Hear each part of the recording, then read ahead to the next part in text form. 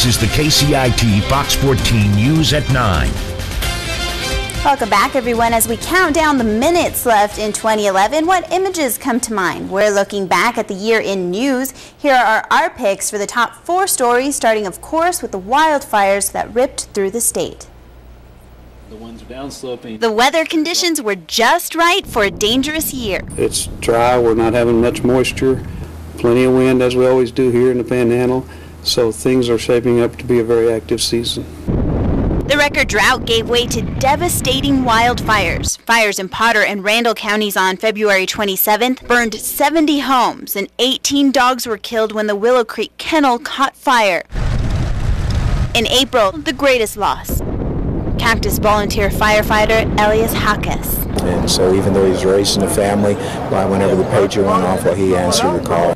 Then in May, another sweep of fires. This fire has kind of gone into the La Paloma area. Parts of Amarillo had to be evacuated. People there, the city is asking you to turn on your sprinklers and leave at this point. You can see there a helicopter. Duro Canyon caught fire overhead. And on May 29th, the day before Memorial Day, more homes were lost. I know to some extent it sounds like there's a firing squad lined up.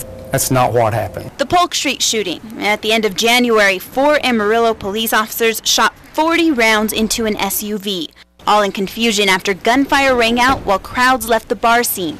The driver of the Tahoe involved in Sunday's officer-involved shooting is now dead. 24-year-old Claudio Trujillo was killed. A grand jury found no fault with the officers. A $10 million wrongful death suit is still pending.